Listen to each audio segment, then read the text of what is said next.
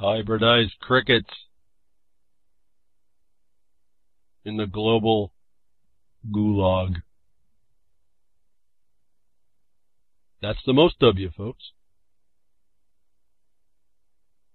Don't know what else to say.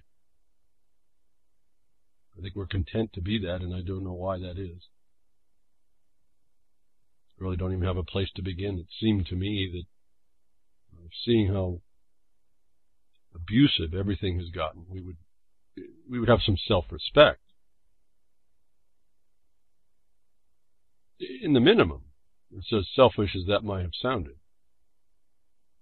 In this faux altruistic world, where everyone's the do-gooder trying to help you out without asking.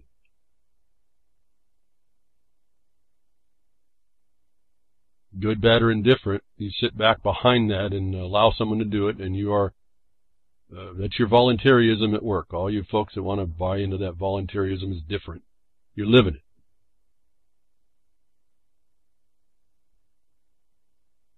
I'm sitting here looking at my first tab,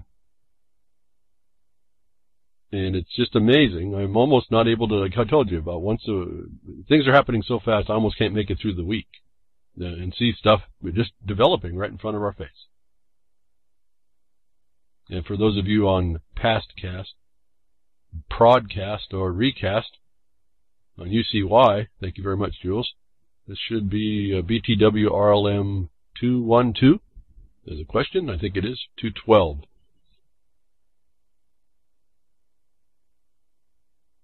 We talked about, and thank you to Vince for doing the work he has done in the past to promote the broadcast. I just saw him jump in the chat. He hadn't been around for about a week or so. I hadn't heard from him at all. And all his hard work brings a few more listeners. And it's when he wasn't there, it dropped way off. And then I start to look and see who's really listening and for why. This shouldn't be something that anybody has to work so hard in order to promote a broadcast that, I don't know, I think it's pretty unique generally in the whole of the internet, and I guess you could make suggestions on how it's not relative to someone else's broadcast. Mark on the Beast at yahoo.com. You can explain to me how there's other places, other people making these comments and showing you, not just explaining that we are in dire straits and all the straits that there are out there and all the dimensions and the war and whether or not you want to agree with that or not. But then also offers you pretty much nuts and bolts in a general sense. I really, again, I can't really do the specific because you think you could use it and then it's like handing you a gun and you're going to shoot yourself or the cat or something. It's just not going to work until you really put the time it takes in, and that might take some time, but you need to start it. You need to really start looking, and I've tried to focus everybody on anything that's wrong you need to make right. Why? Because you don't have to do what I did. You just focus on something, and then our interaction, and the interaction of those that you start finding, you'll start finding them out, who's in there and who's doing it right, who isn't, as you research. We can help each other move things along. And I think the people that I work with, we do that really well, and it goes really fast. I mean, things move right along, actually. It's pretty fascinating. Now, we don't get any of the obstructions, and we don't get no back-lipping about how, it's working with the system. It's all we got right now, and they're killing us with it. They're using that system to club us to death with. We got to take that club away from them. But it's coming to a future, as I've said. And again, I really tread lightly on being predicting of the future.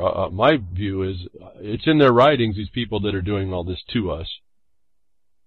And we need to rectify that. They are driving the system. And again, getting back to Vince putting up a picture in the YouTubes, he puts a picture on the file. Now, I don't know how that works. He does that. And it was as we talked before, in the hybridization of human, trying to get you also to believe that you're also just the animal that they're manufacturing you to be. We talked about the pig-human hybrid about a month maybe, so maybe 2 months ago now. I don't know. Time flies. It's the buzzing that I get in my ears, I suppose. The pig-human hybrid came and hit the scene, and then also in the same week or so, we were talking, I was exposing to you that now cannibalism is cool. And there's this big old production going on, a promotion about all this, and it's still going. And then last night pops up this, or excuse me, a couple days ago I think it was, pops up this little story to perfect the thing I told you was going to be an interesting horror. The Smithfield makes move on market for pig-human transplants. Now, who is Smithfield? Smithfield is the biggest pork producer in the United States. Now, this is kind of portending a future where people who don't eat pork don't worry about this. Maybe this was the future plan as to why. Just not eat pork. Just make it a habit. From a long time ago, this was coming. Smithfield is the company, it was an American company that it was the biggest pork provider. It was bought up by China. And I reported just a bit about that, just to show you there. In fact, their statement now, even after China bought it hasn't changed what they do in their basic business. Our bread and butter, if you understand, look at the nuance of the discussion here. The language being used is pretty, actually a big joke, I think. It's a big funny that they do to us. Our bread and butter has always been the bacon, sausage, fresh pork, very much food-focused operations. That's what they are saying. But this is said by the vice president of Smithfield's new bioscience unit, Courtney Statton. Smith Foods, the world's largest pork producer, has established a separate bioscience unit to expand its role in supplying pig parts for medical uses, with the ultimate goal of selling pig organs for transplantation into humans. Quote, we want to signal to the medical device, we want to signal to the medical device and science communities that this is an area we've focused on and that we're not strictly packers, whatever that might mean. Interesting double and triple entendre on these terms. Fascinating to me. What this Chinese company now is getting into is transplants to be used for people who are diagnosed with organ failure and who have no other treatment options. This is where they start you, and I'm not saying that this part's the bad part, that they go to try and they do these extreme actions for people that have no other answer, but this is how, it's the camel's nose in the tent. This is the foot that blocks the shutting of the door. And I wanted you to listen to the globalist terminology as we're walking through this and understand that China's involved, all right? The globalist and globalism have a different connotation, but we can start with globalist, but it goes to globalism.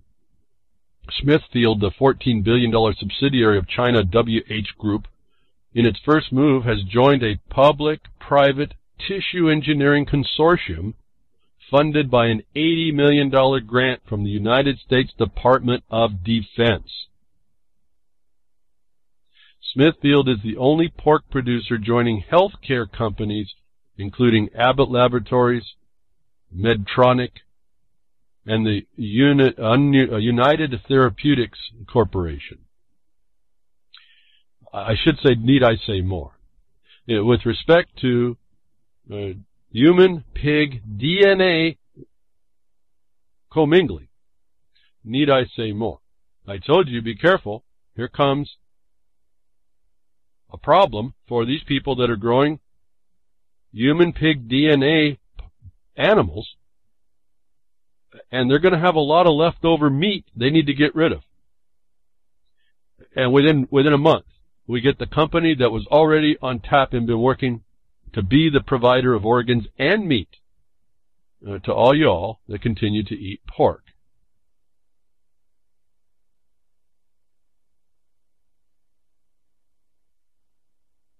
This is big business.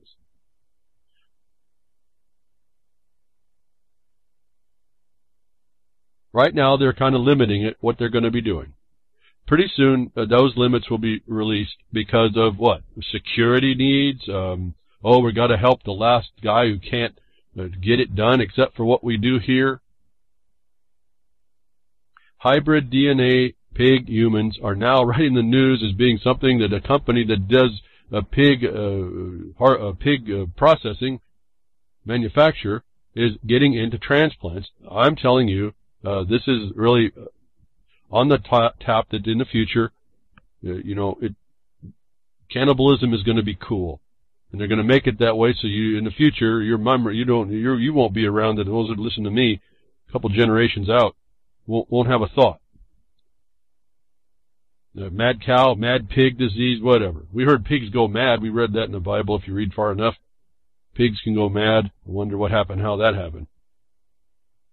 I wonder if you can get it too. Your organs are so close, they tell you. But this was, I start shaking my head. Smithfield makes move on market for pig-human transplants. And they say pig-human transplants in there. And they're talking pig organ to human, which is, to me, it's just animal to animal. They say, well, right now, animal is not going to be done. But, anyway, this is what is going to happen. But pig-human, remember, was the DNA also. And so they're not making any, they're not mincing any words here. This is a future pig-human food production. Spinach people, Soylent Green, got nothing on this, folks. This is global, and this is coming out of China. If you think that they're kind of backwards. I've been telling you that they're not. Relative to the global order, they are making, if you remember when I told you, they are making plans in the financial and monetary system. In fact, they have been the ones that China has been the most influential in the run-up on their yuan and all that other thing and integrating it with the system. So I'm kind of talking real slow here. I'm really stunned. I look at this stuff. This is eventually coming to a plate near you, for those of you that don't eat crackers. And where do we go from there? But there was another story. One level, again, this technology, the science is really kind of neat.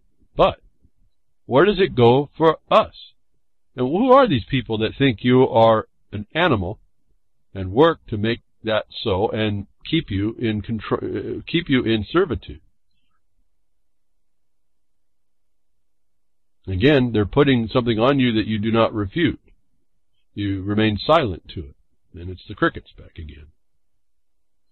But here's what else came up. And let's start tying these together. And it starts to make a different story in the future than what they're telling you, and more what would be so-called sci-fi. As I've told you, there's not much that's not sci-fi anymore. I've seen everything that they predicted in the future that was thought to be sci-fi is now happening. Folks, they even have rockets landing on their tails now that we were seeing in the 40s. They finally did it this year. So, there's nothing impossible. That we hear about this, and consider this human-pig transplant, consider the DNA changing, consider the DNA adjustments they do in injections, all the news in the last month and a half all coming together, and then they have this. An artificial womb successfully grew baby sheep, and humans could be next. Now, they go through and take great pain to say humans are not going to be used here, but they put it in the title anyway, and they say, well, we want to help the preemies. And who wouldn't? Well, notwithstanding the fact that the pharmaceuticals and all the world and the chemicals they're putting in are probably causing those preemies, they don't miss a trick on stealing from you, folks, and keeping you underneath their thumb. But notwithstanding all that, artificial womb successfully grew baby sheep. Well, they consider you an animal. That's what humans are. And humans could be next, right in the title. They denounce that they're going to go after that, like this pig-human transplant stuff in the first article. They denounce they're going in that direction, but it's right there. The technology is viable. They're going to now. They've now have been helping baby sheep in the sheep industry with artificial wombs. They figured out how to make amniotic fluid and how to control that environment. And it's like a big Ziploc bag with pipes and tubes that go into it. And the baby lamb, if you see the pictures, laying there, moving around and breathing, moving, just like it'd be a baby in a womb. May I jump, if you will allow me so quickly, without much more discussion on this artificial womb and the artificial intelligence, and it needs and figures out for its own reasons that it won't tell you, because we have no way to know. The artificial intelligence of the future decides that humans create a lot of energy, and it needs that energy to run itself, so it starts to make pods to grow people in for their energy.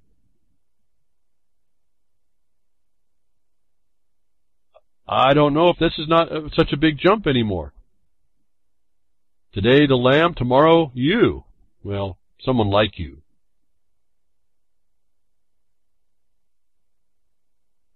This is what the globalists are after in this globalist gulag, which I think I'm going to call the title of this broadcast. This will, as we go through, you're going to see again, over and over as I keep showing it to you, the notice is to us that this is coming down and coming down. It's not that it's almost coming. A lot of it's here. They're working out the kinks, and they work it out really quickly.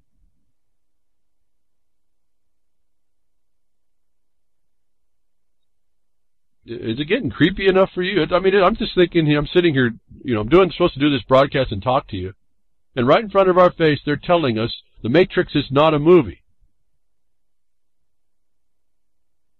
And I hear crickets, and I hear whining and moaning and complaining, and everyone knows so much and does so nothing. And this is not for us. That certainly is not going to happen for us. We're watching the beginnings of it, but it doesn't look like it's going to take them much longer to develop the future we want, which doesn't include you. It's those that are making the plan. The plan is what's going to work, and the problem for us is the plan. I keep saying this stuff over and over.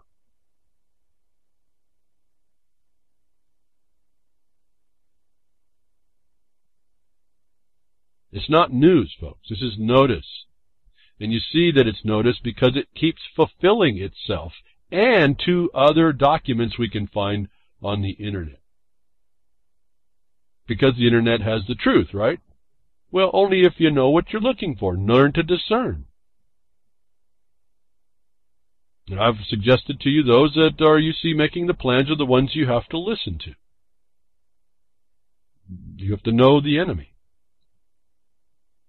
So they have pig hybrid. You already got the biggest manufacturer of pork products coming on board already with the medical industry. What if when you get this health care, no matter who passes it through, what happens when they say, oh, well, we can afford it, but you're going to have to get this human hybrid to pig organ, or you die?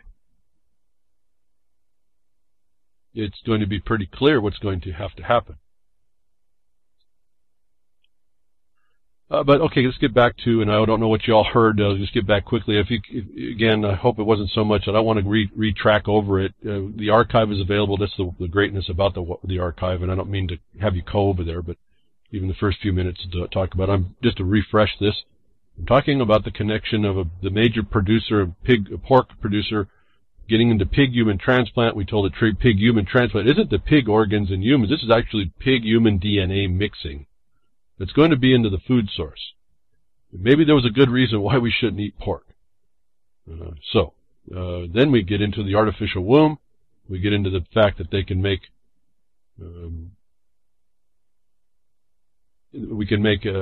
just about anything in a bag now. And I'm just writing another note. Should be up. Thank you. Yes, it is. So we have the artificial womb. We have the artificial. We can make parts as parts, or we can eventually make whole beings, and they're going to be DNA commingled. And then all this is no different in a way, and it's going to sound a little gruesome, but this is what they've done. So we have to kind of look at the reality here, that the Roe versus Wade case was set up in order to make an industry called abortion in order to get parts as parts. So I've talked about that before. This is along the same lines. They're creating an industry. Oh, we have a cause. Oh, we got to have rights. We have to have rights, our women's rights. That's just the cover story. And so, this is what's going on in the global scene. This is how they're going to take care of the pseudo austerity in food, the food insecurity they talk about. And okay, so it's a possibility, probability. I think it's highly probable. This thing's moving too fast in the direction I told you it looked like it was going, and I'm looking at that because of things I read a long time ago that said it was coming. And I'm not that much into predicting. I'm just going to go ahead and go along and wait till you see signs and times, and we can kind of move on through to validate these things against us. The problem with doing that is that it's coming fast on us before we know. And so all this science and technology is coming to bear on us.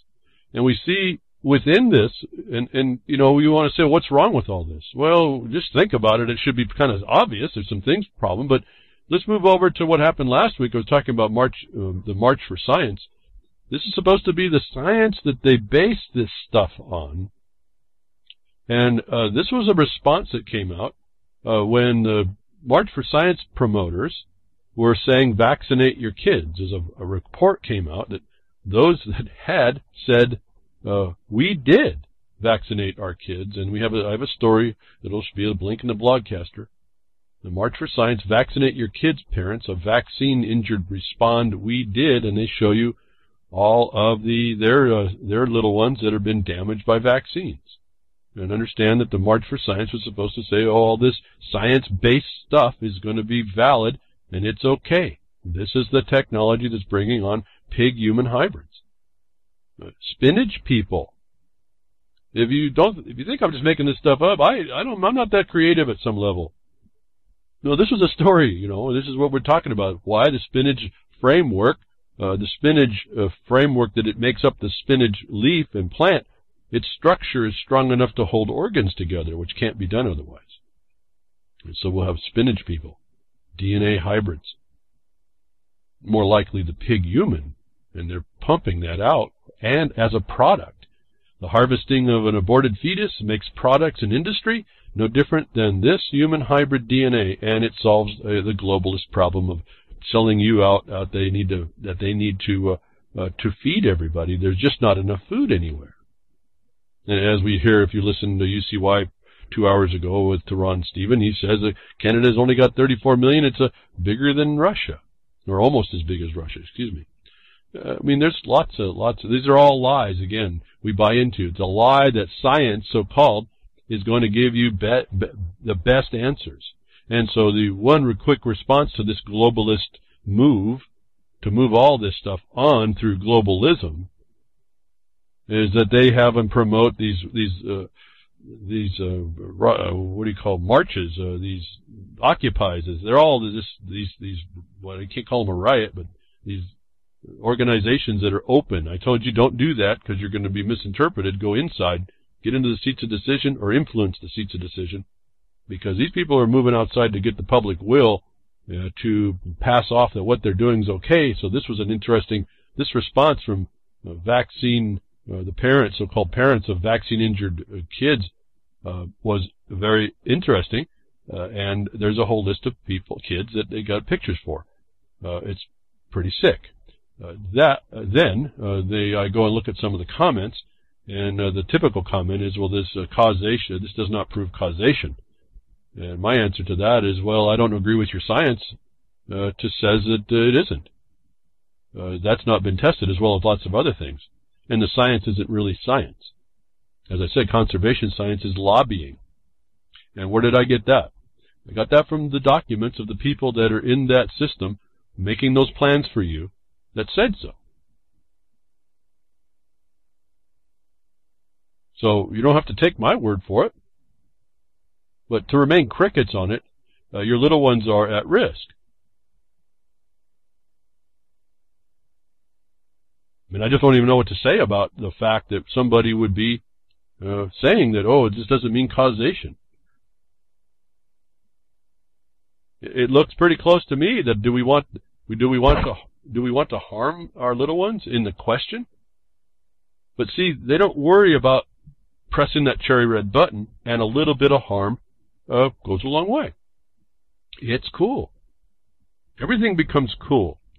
And you'll be explained. You may not agree with it. You won't do it, but maybe those around you might. And you see how this works. That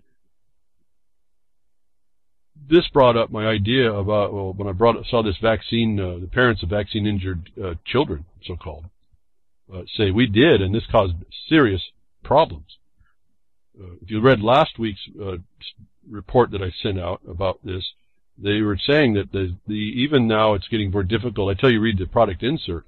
They might not actually disclose really that you might get, although I've seen that they do. I don't know that they all don't. But they're getting to the point where they're going to be coy about telling you that the vaccine you're getting is the one that causes the thing it's supposed to avoid.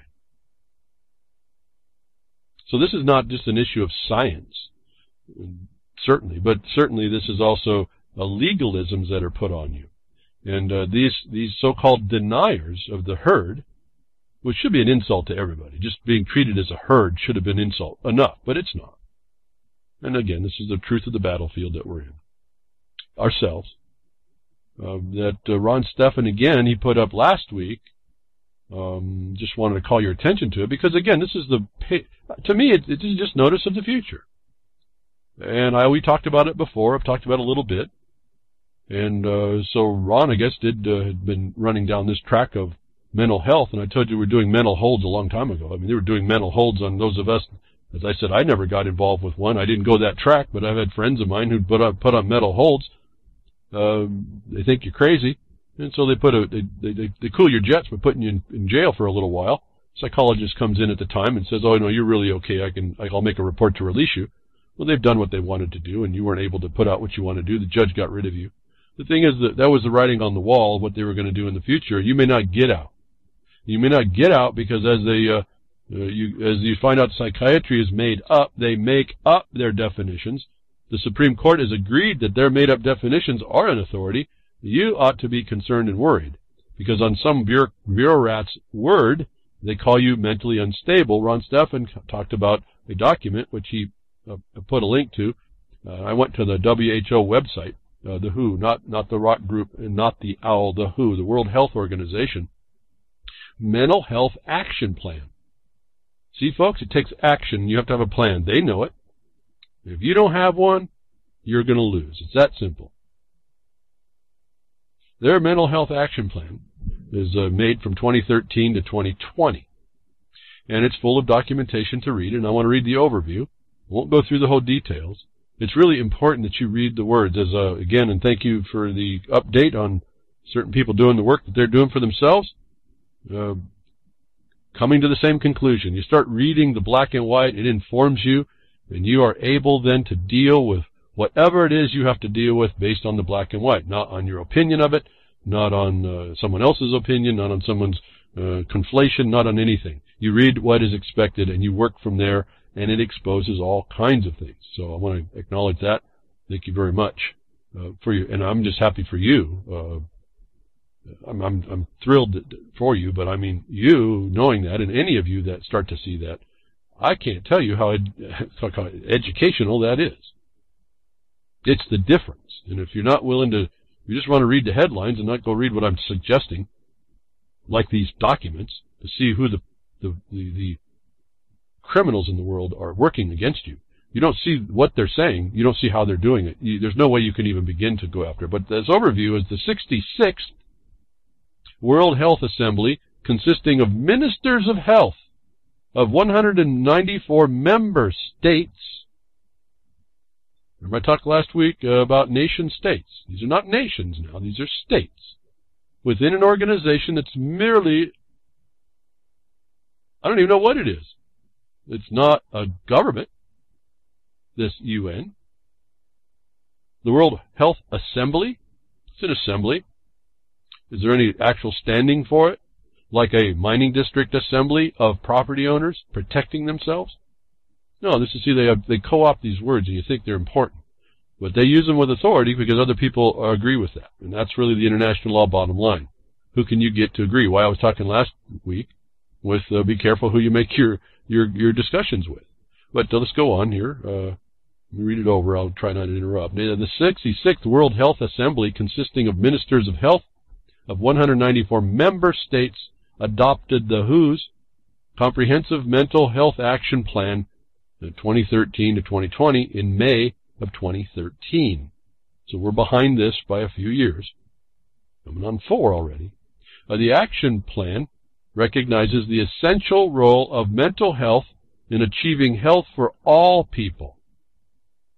It is based on a life course approach. We repeat that.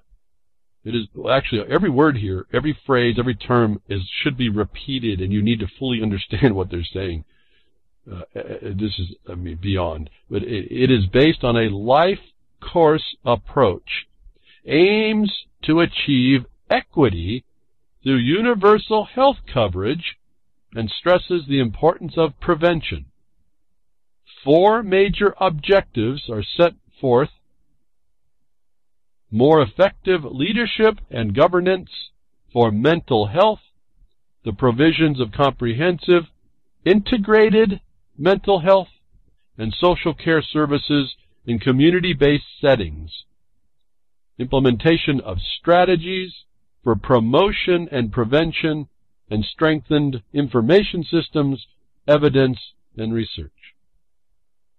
That last paragraph is a mouthful. That last paragraph tells you probably all you ever needed to know if you could read between the lines and knew the terms they're talking. You should now know the United States government is underneath and following the WHO's health coverage, universal health coverage parameters, whether or not they'll admit to you. They are talking about integrated mental health and social care services. So when they start paying you your stipend, that's all going to be integrated in how they treat you. They already treat you like an animal. Remember, you're part of the herd. That this WHO brokers pandemic DNA-changing vaccines. This is all part of this plan that the United States and Trump and Obama are all in on. Cradle to grave. What'd they say? Life course approach. Who are they to determine what that might be beforehand before they start treating you? Unless it is the pod, or things like it. Maybe not so much the pod, but things like it. Your inability to do more than what you're told. Your inability to know that. Why? Because you've been pig DNA modified. Integrated mental health. What does that invoke but the psychiatric profession, which is invented? And if that doesn't paint a very dark future for everybody, that's in play right now and already been in play, I don't know about all you all and what you really think about, you critical thinkers, you. Let's go back to the March for Science, Vaccinate Your Kids approach, and those parents that stood up and said, we did, and here's the effect. Those parents that said that will be considered by the WHO to have a mental disorder, fabricated by an integrated approach to mental health professionals. Community-based. There's no private property. There's no independent you, or excuse me, non-dependent you. As I say that again, thank you, Solomon. I hope you're all right. Governance. No government. All the words are here. Leadership. That means you're going to have to follow. It's not you that's going to be leading. I can just guarantee that. Well, unless you've been brainwashed to promote the cult, the religion, the third way, whatever name you want to put on it. Implementation of strategies. Strategic plans, folks, are part of this. You just find a strategic plan. I can tell you that's them. You don't have to go very far. It doesn't take a lot of mental effort to start identifying and tracking down what they're after. But it does take you reading these things to see the words they use and start not saying, oh, I see them and now I know them. No, you see them, you know them, and then you start working where I went and you say, okay, how are they implementing the action plan? Because that's the action tip of the spear that's killing everybody. I've got to break the haft on that spear tip. I've got to break the arms that's holding the haft. I've got to do something against this action plan. And to do that, I have to know the enemy. I have to know the terrain. I have to know how they work, their strategic plans are all. It's not like there's no secret war plan. All their war plans are in front of us. Why it's always blown me away and continues to blow me away that nobody actually engages this and steps up and starts to become, almost be a false success story. Because this is not hard to beat.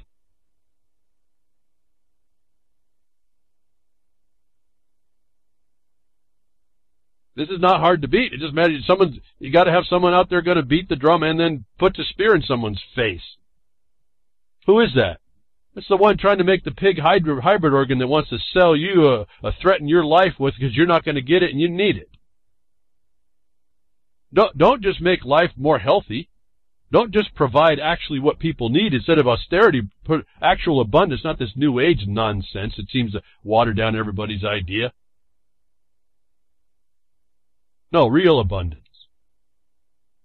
I just don't get all this stuff. We talk about so many critical thinkers and we go nowhere. But it proves to me that there's no critical thinking. And again, I got to get back to the topic because I start getting lost in our ineffectualness instead of continue just to send the message out. Let's be Mr. Cheery behind a woodshed, Mr. Harpy, begging y'all just to tune in, begging y'all to listen, pass around the podcast, whatever you want to call it, begging you to hand it to somebody else. Hype the broadcast up, not because it's me, not because you want to hear my voice, but maybe there is some information that's being said. What is it? Maybe it isn't. Maybe that's my problem and no one wants to tell me. Why would that be? No, you have to read these documents. So I want to thank Ron out because he passed it on. I didn't go through the documentation. It has enough in the overview for me to know that I've been talking on point about all this. I already can tell you what's happening, where it's going. I can already tell you that it's already in effect and moving. Again, universal health coverage. How long have you been hearing that's been a plan? That's been how long this UN-WHO plan has been in your country, defeating you at every turn. Incremental destruction. Almost transparent to you for the most part. Almost invisible to you. You just feel the pressure. You just watch the thing as it folds away from your grasp. No longer in control. And the totality of it. The people who are the deniers are already deemed to be heretics in the religion. They're also going to be deemed to be mental cases. The plan is already in place to make that work and on hypothetical frameworks. The psychiatry is made up. This is what I was telling you about the Texas case. Again, I tie these things together. I hope you hear that. I hope it makes sense to you, and I hope it means something, and then you start to figure out if it may not be what you're after in the psychiatry. Maybe you're not after Scientology and psychiatrist denial. I don't know. The point is that this is the method that they use everywhere to take you down. And comprehensively again. So when you think it's going to be weird to eat a man-to-pig hybrids, you're going to be considered to be some homophobic and need to be treated with these pharmaceuticals to make you right. Maybe even some classes because there's some public-private partnership service that's being paid by the plunder of the treasury of the state upon the people and their land that should have never been attached to pay for it all for their own good. That they didn't have a say one in the consensus process that we have sued to and joined generally will be no matter. Why? Because there's not going to be anybody to say no. We said no. We proved that these people are criminals. We proved it's a treason against the United States of America. We proved that whatever their methods are felonies. And I hear crickets on that too. I hear every which way of people denying the fact. I don't know why. And then I look at the notice of the news, a notice that's up here and saying, well, look at, they're using these processes in order to bring this along. How can you deny that? What we identified in 2013. What these implementers of this are agreeing to when they failed to come to answer the default judgment.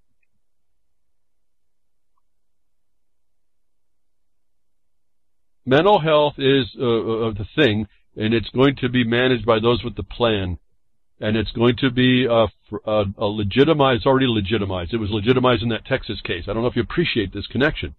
The state couldn't come up with their own. They had to do this so-called science base, and that necessarily defaults to the established psychiatric, the made-up psychiatric so-called profession. Remember, professions are profit takers. And they need licenses because they're basically unethical to start with, if not criminal as well. and then you find out it's closed house. And so this is a serious threat beyond even what I talk about.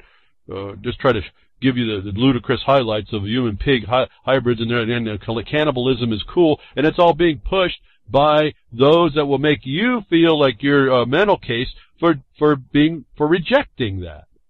See, this whole system rejects anarchy, actually. Mental health will control all anarchy, for those of you that think you do it. These people are really, I think about that. Sometimes I talk and I haven't thought about a certain point. These people are brilliant. Evil brilliant. Criminal genius. And I hear crickets on it. It's astonishing. I just get lost in that a little bit. And so, we talk about now this is a pandemic, remember? All this WHO does the pandemic man-made stuff, or Michael man-made. In this case, climate change, if we're going to go there. But this is man-made science, man-made advocacy. All right? Science doesn't really advocate, but we found conservation or science-based things in this system are made up. And what are they made up? Well, they're made up to lobby for what they want you to do, and if you don't like it, they'll call you a mental case and then deal with you. And their judges, which are the Bar Association, fully promote it. Where do we read that?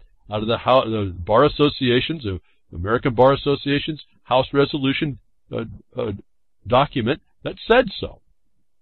And they disclosed right there that they deceived the people between in the United States versus Europe. Now, I hear crickets on that. I'm just blown away at what people listen to, and it goes in one ear and out the other, as they say. Talk about hollow earth. And I'm getting back to being frustrated again. Let me move on. The UN is very comprehensive. I told you, not that I don't mind the technology. Again, it's not that some of the science and technology, the good stuff, isn't useful. It's the people that are working to use it for their tools against you. And we now get, I think, the proof of what I've been telling you about this blockchain and my reticence, notwithstanding maybe Woodman's support for Ethereum. And it does sound okay, but I said there was problems with it. Here's the first indication, I think, that validates what I'm saying. Again, this is all the Bitcoin, all the blockchain is a steroidal spreadsheet. And so, and I said and I've told you, I showed you about recording properties. The one who owns that spreadsheet can monetize it. And so you see public-private partnerships being developed in so-called service to make profits at your expense again. And this is where we start to see the possession being claimed. I said, watch out, these Bitcoins and these Ethereums are going to get all you so-called libertarians buying into the so-called untraceable, and then you find out it was, or the private, and you find it wasn't. But they get you buying into this stuff, and then they take possession of it. At some point, it's already happened. The UN wants to adopt Bitcoin and Ethereum, and soon. Remember, the one with the plan gets what they want. And that's what's going on here. This was always the plan. The UN wants to adopt Bitcoin and Ethereum soon. I'll call your attention back to the cashless society, and globally so. There's a lot of information in here, in this article. I'm going to read some of it. There's actually quite a bit of things today that I should be reading. I always have a problem with doing that. I want you to see it, but at some point I don't know. I don't know what that does when you don't want to apply what I'm saying. It's just words that you don't want to read, and it kind of reflects on your lack of clicking on to the blogcaster. And thank you for the other comment this week. Hello, thank you for finding me again or listening. I appreciate that. But the United Nations is in the final stages of what could be one of the most epic blockchain projects of all time. Big pause, no doubt. Stunned pause. After successfully using the Ethereum blockchain to transmit Pakistani rupees to 100 people earlier this year, the UN's World Food Program is arranging extra security to ensure it safely executes the next stage of its work. Wow. They needed much more security. It's not quite right the way it works. That's the first problem I see. But the UN Food Program, if you don't think this is already global, if you don't think that the United States Department of Agriculture isn't tied in.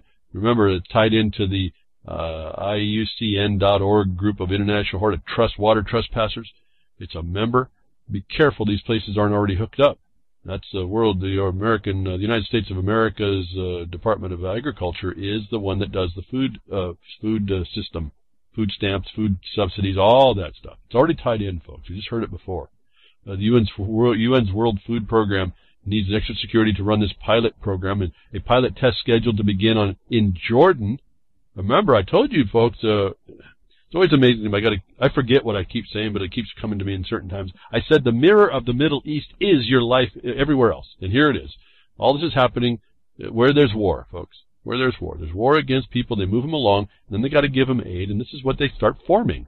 Remember, Agenda 2030 says the departing country will benefit and the receiving country will benefit. Well, they don't tell us what those benefits are, at least certainly not to the people, but they will benefit.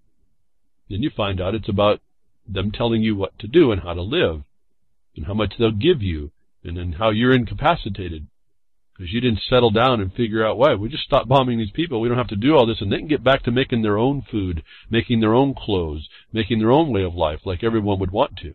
A pilot test program scheduled to begin the 1st of May in Jordan will see the WFP sending an unspecified number of dinars to more than 10,000 recipients in need of financial support and extra food, with the goal of expanding the number of recipients to 500,000 people by 2018. To protect the privacy of the recipients, the exact amount of the dispersed is not being revealed.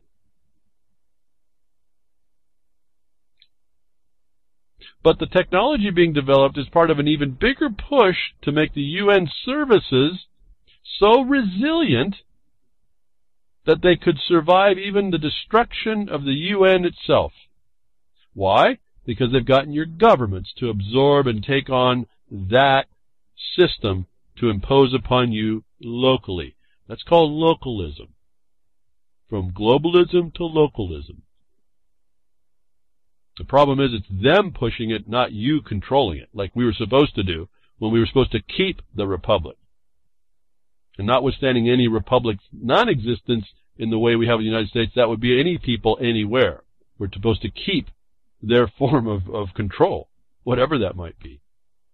But again, we're back to services. They offer services, they make you pay for it, and you will pay on lots of levels. The secret to such a design, according to WFP Financial Officer Howman Haddad, could be to remove the rupee altogether as a means of distributing funds, along with any other state-issued currency. At the moment, we're paying out a normal currency, so-called fiat currency. So-called, said Haddad, and also works with both of WFP's Treasury and Financial Risk Management Division, which is paid into by whom? Quote, that is mainly because a lot of the places in which we work don't accept either Bitcoin or Ether. They're talking about a cashless society. They're going to get rid of all currencies. He told CoinDesk, which is the website I got this article from, however, the idea would be that if they do, they could just transfer the cryptocurrencies. It gets rid of the post-payment altogether. How efficient and cost-effective, right? But you got to think who's doing this. Called Building Blocks, the first successful test of the Ethereum-based solution was conducted in January in the Sindh province of Pakistan. There 100 people received 3,000 rupees and the equivalent value in food via transactions authenticated on the Ethereum testnet. The trial, created over a 40-day period, the proof of concept is the latest effort designed. The proof of concept is the latest effort designed to show that a blockchain could be used to distribute humanitarian aid to those in need.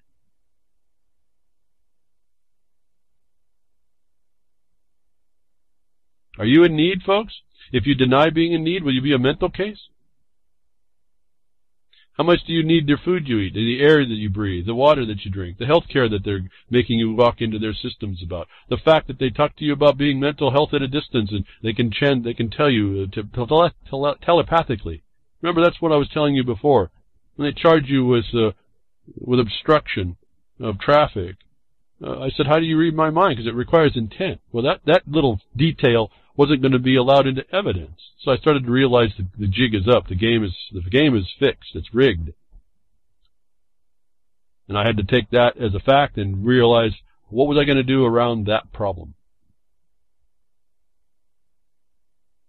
Beneficiaries of the project were assigned random one-time passwords that displayed on their mobile devices, which were then shown to supermarket proprietors who helped disperse both the funds and food. Beneficiaries, by its term, means there's a trustee. There's a trustee. You're in a legal relationship. Not only is the trustee a legal entity, your relationship is a legal entity. You're a beneficiary. Till you can prove there's fraud, you don't have a say. And you get what you get, and you only get what the trustee gives you.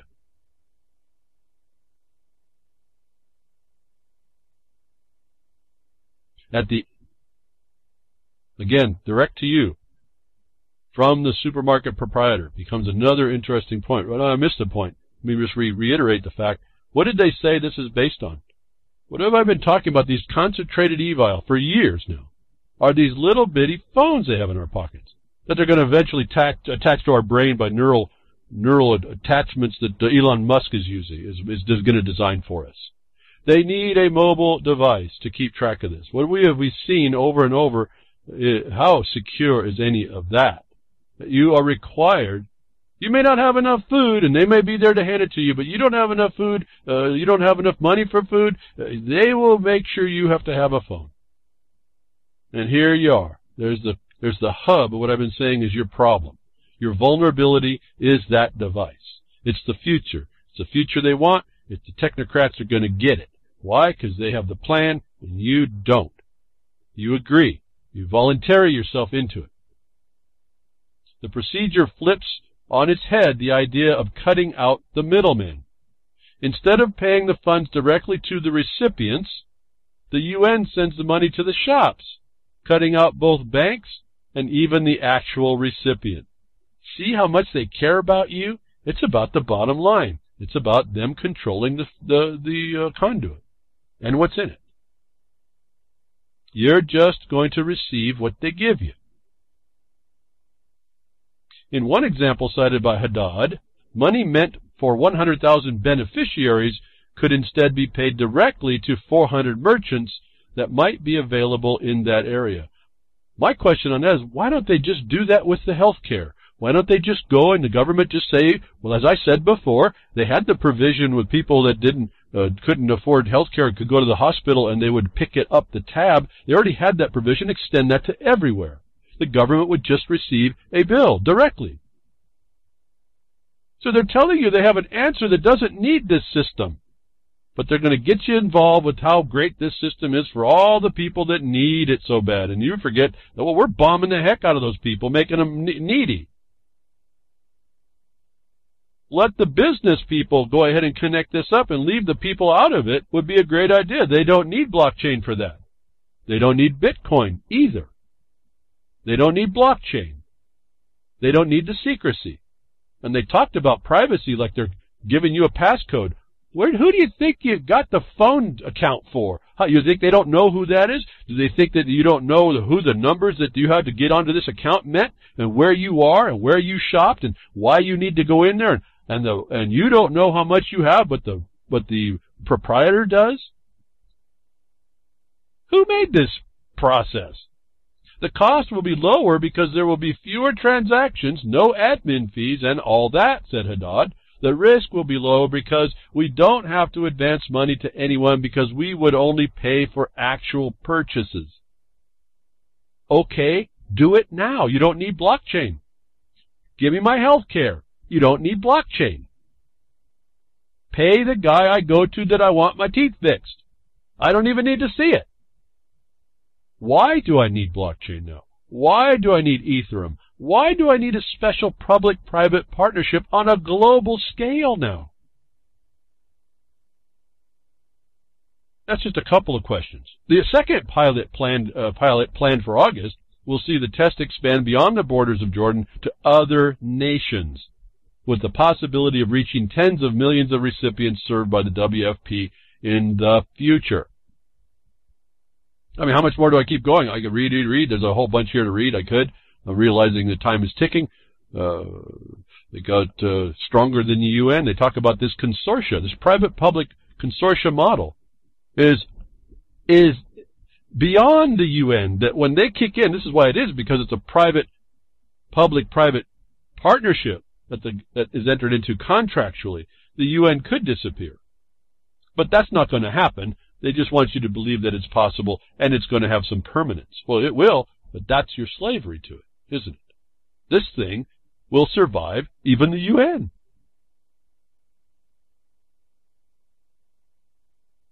To help ensure the WFP is working closely with government agencies,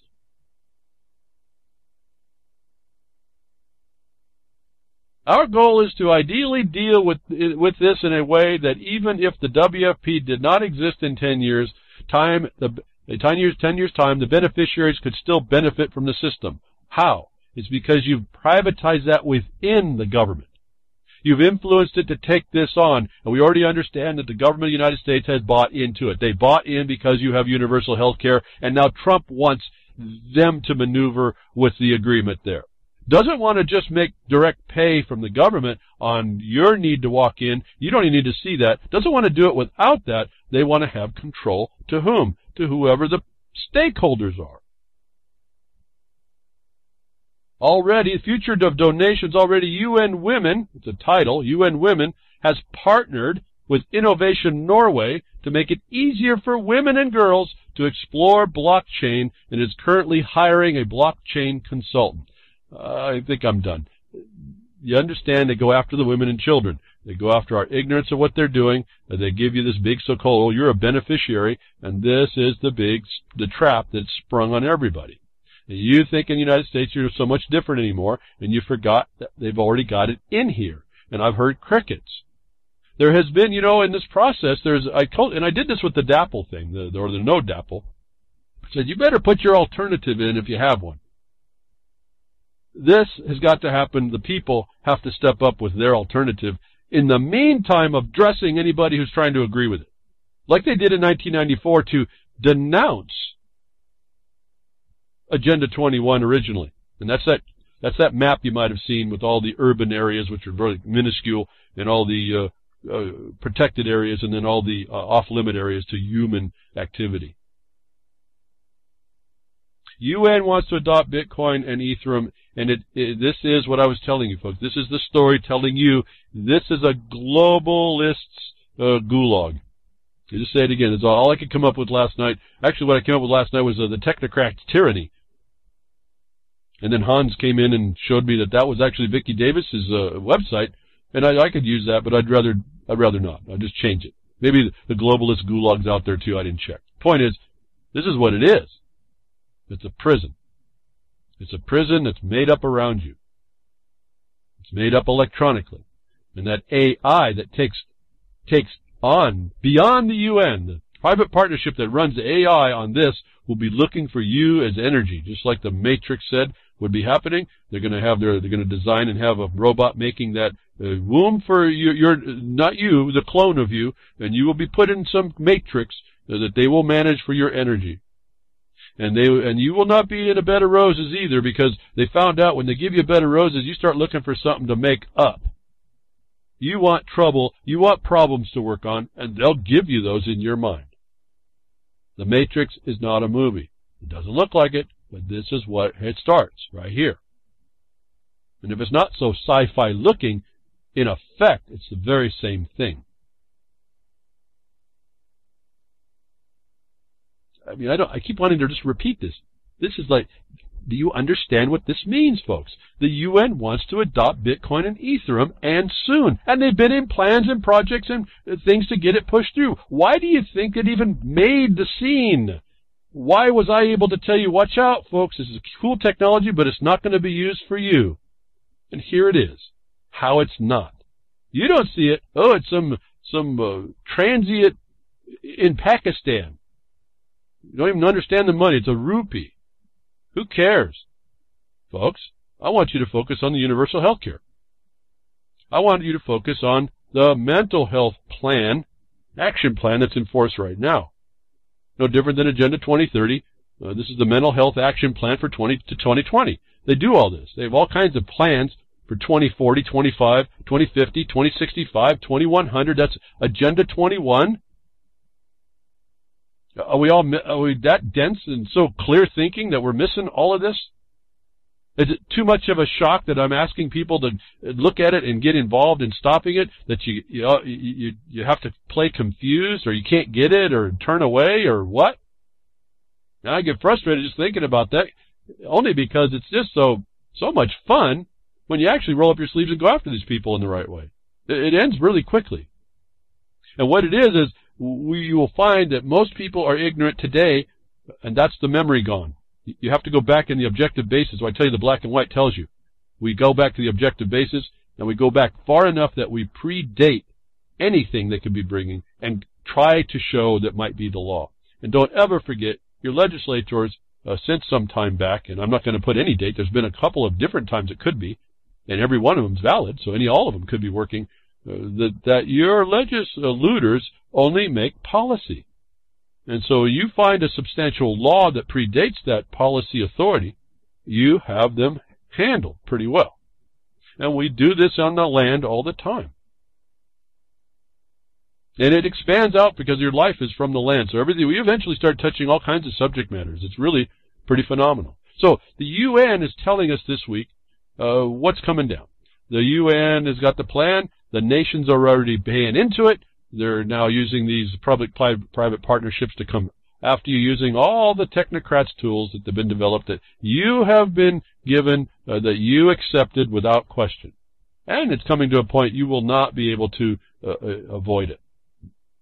In fact, they'll tell you that they'll have their mental health people tell you that it's not avoidance, it's evasion. You need to go to jail, and then they have their way with you in jail, and they have you, and they get all them pharmaceuticals that will make you or give you the injections that will change your DNA, and so you won't know that you're not resisting anymore. Am I fear-mongering? Well, I don't really know if it's mongering. I think there's a concern. I think I've told you this was coming. I don't know if it's fear that way. Now it's just you stupid blindness. Here's the fact of it, folks. And no insult to anybody that believes in these things, because a part of me says that some of this stuff is neat if we could have control of it. Why not have private interactions that we can transfer money, if you will? I mean, just don't sell your soul into it. Don't put all your 100% of yourself into it, for sure. But why not have a private interaction between us? That's perfectly healthy in my mind. But it's not going there. The UN already has designs on it. And they have had designs on it. And so they make a big hoopla around it in lots of ways. They come and they say that they're giving benefit to people. And who are you to say against it? They need help. And they do need help. But what? No one says, wait a minute, but you caused them to. The UN didn't stop the bombing of those people that put them in need. And who was the UN anyway? You're not making anything but private, corporate, legal entity policy as well. Who is that of any authority to my life? And I'm telling you that they have that power now, and you are still silent to it. Now, the UN having control of this blockchain, even under Ethereum contracts, I'll just admit I don't have a clue about what most of this is except for the explanations to me about what they do. I don't need to know much more than this blockchain is a steroidal spreadsheet. I don't need to know much more than Ethereum is the ability to attach contracts to that steroidal spreadsheet. And notwithstanding all that, if someone controls those, they control you. If they have access to access you out or make rules against it, they control you.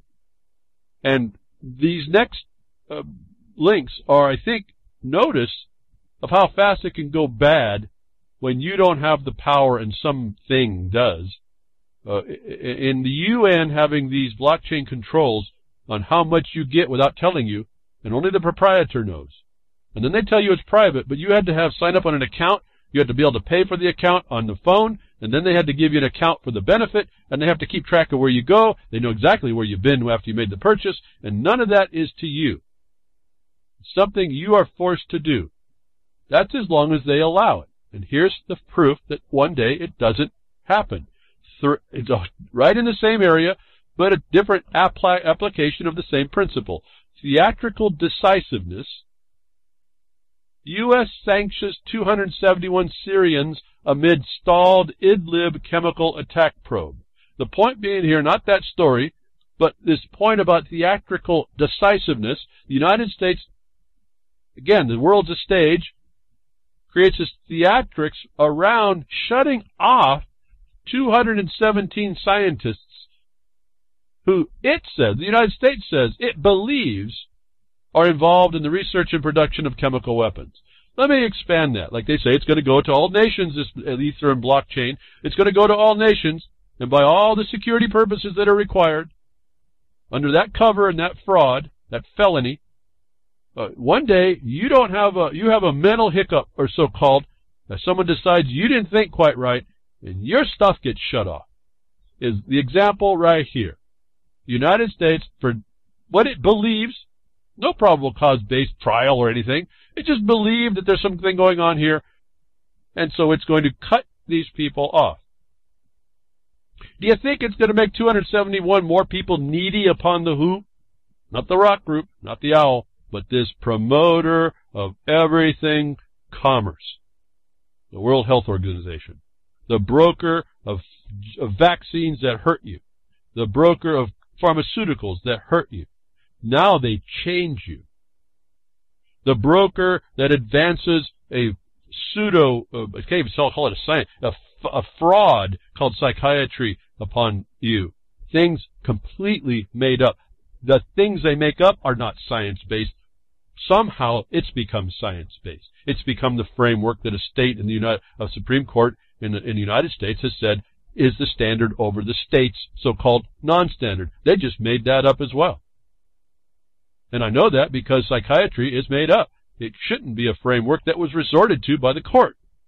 And we know the court promotes Agenda 21. I went back to the circle again, the mandala of the Gulag. The Bar Association, American Global Bar Association, promotes Agenda 21 in all these plans, every one of them. And we see now, just a mere belief cuts you off.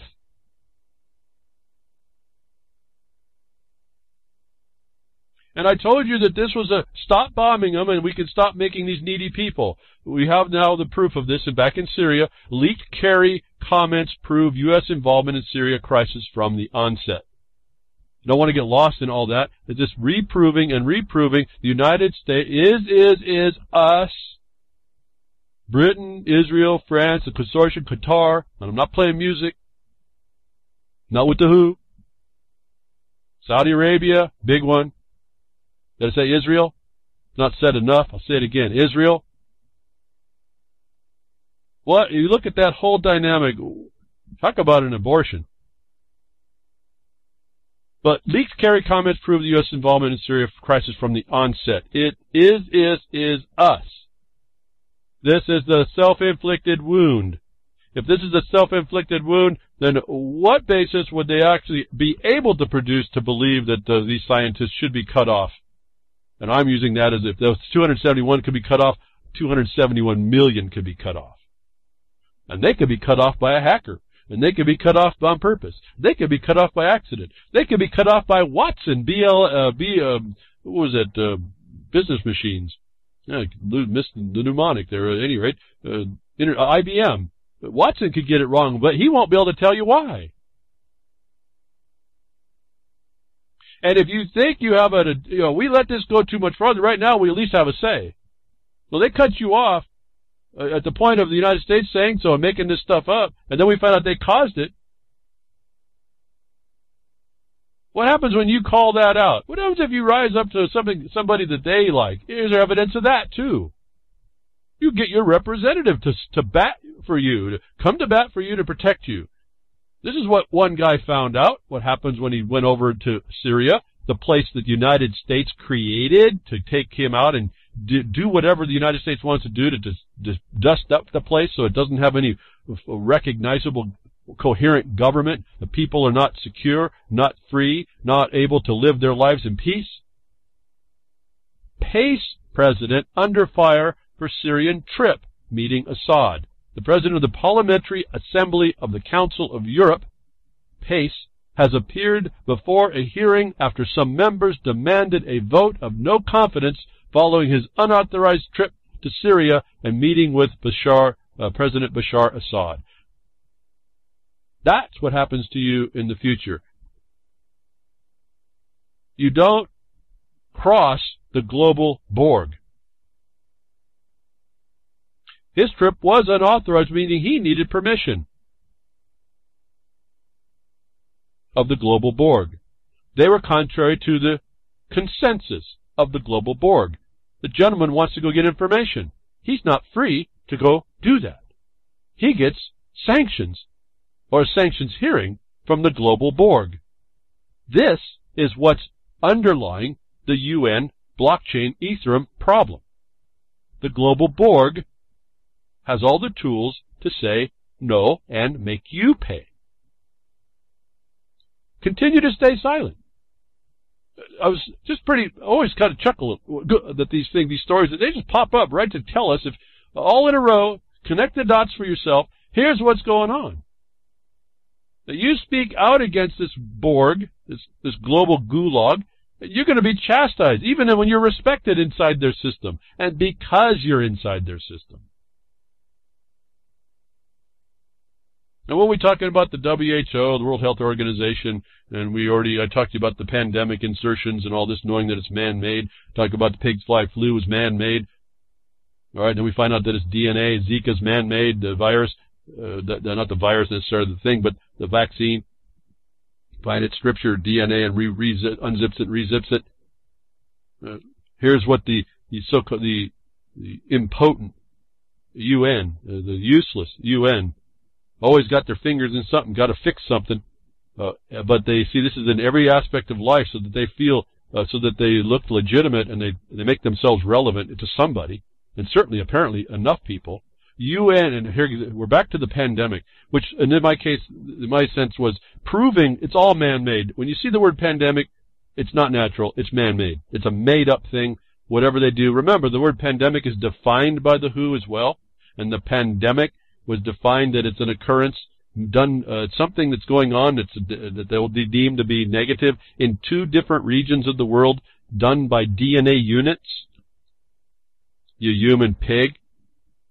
UN must battle, must lead. The cry. This is now the declaration cry of war. The UN must lead the battle against pandemic of fake news and disinformation.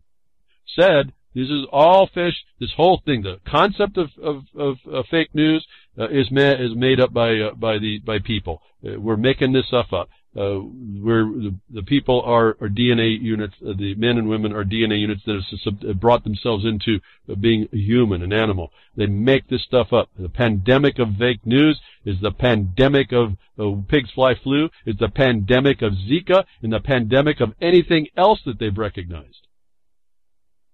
Pandemic means it's made up. But the UN's going to make it a cause, something that they've created and continue and allow to continue. Remember who pays them. Remember who's organized them to continue this. And they're going to now take the cause for you to the benefit of you. Why? Oh, well, it's controlled opposition, isn't it? Only they're the opposition. Now they're in full control. Why? Because well, first of all, we're all allowing it to be a continuation. Why I said stop the fake news. Call it lies. Call it deception. Call it something that has some criminal element in the term. Fake news was invented so we wouldn't do that. I'm asking you to do that. So, the whole UN control, you see it today as I've been talking, the whole UN control. And now they're talking about getting into your food and going through a blockchain and using Ethereum contracts, which if I remember right, wasn't that made by IBM or some big corporation as well? That's their brainchild? Folks, I mean, this is all writing on the wall. We can look, oh, I won't use it, I won't this and that. Okay, fine, you may slip out. The rest of your little ones aren't. And one day, whatever you thought was in your little ones that reflected anything of you that you wanted to see in their future will be stolen from them in a pandemic injection. Again, the pandemic injection meaning they have taken action on a fraud they created, the self-inflicted wound that they then put and blame the victim of in order to put their treatment on to continue the control, the plunder, the parasitic action, the worker they need, the little mutant ninja turtle.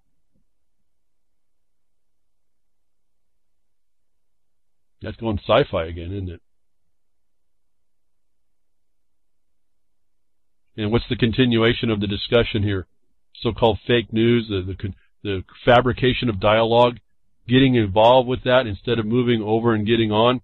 John Rapport wrote up another article. It says, Ann Coulter, UC Berkeley clash reveals massive co-op.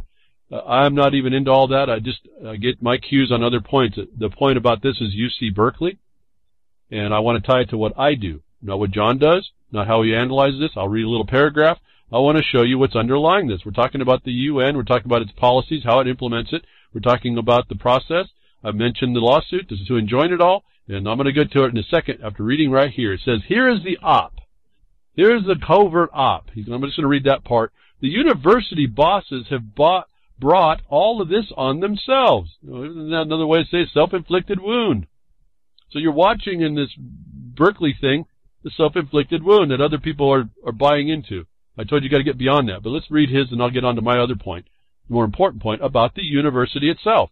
The university bosses have brought all this on themselves. Their claim that they can't protect Coulter may be true, but that's because, for decades, professors have been teaching crap and pap and programmatic socialism and various forms of collectivism, and they have purposely neglected the Bill of Rights and individual freedom. University bosses have been seeding departments with teachers who are so far to the left they can't get dressed in the morning without government aid, and the radical left is all about debate only in the sense that they want to curtail it, shut it down, destroy dissident voices, and thereby save the world. I'm going to go back to the University of Berkeley. It is the hub, and he's right here. I want to point on something else underlying this. Has nothing to do with Ann Coulter, has nothing to do with the co-op, the covert op. It's the foundation underneath what he identifies is that they are this Berkeley University are the policymakers. That academia he points out, they don't just talk to the students. They are the policymakers for the United States. They're one of the hubs for everything we sued to enjoin, the methods that are developed. This is so much beyond a covert op. I don't even know what to say here. Not that John Rappaport's wrong. I'm saying we can focus on that, but that's just the surface. And it's not even stopping at the academia. The academia is not just talking to their students. They literally write the papers I've been reading from you that have spread out across this nation, the United States of America, and globally. It is one of the major hubs of the imposition of the action plans that are created, the processes that are created, the methods that are made to destroy you. We get focused on this little thing here, and even tangentially the academia that caused this, and we're going to miss we will be sold off of the deeper problem that they're causing. And this is another technique. If they can get you focused on a minor harm, you're going to miss the major one. Berkeley is the hub. And what's interesting is working with someone who has a degree from there before it became the hub, and the perplexing conversations I have with him about that. He can't understand what happened. Well, he can now because I explained it to him. And one, for instance, we could see in the 1900s when the university, I think it was around 1900 or so, or late after maybe 1930s, there was a program made for forestry. You look at the pictures, full of guys in cork boots, hard hats. Now you look at the picture of that same scene, it's mostly women with shorts, tennies, and a notebook.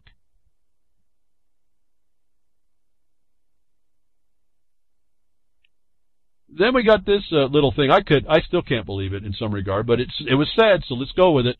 It's confirmed by other people. That's the only reason why I'm going to talk about it. Talking about globalism, the UN, Bitcoin, all this stuff coming to control your life in the news this week, confirming more and more, putting together everything I've told you before was happening. Pig farming, human pig cannibalism coming. Now it's in the food chain, folks. Food security. You're never going to want for any more food. I hope you like pork.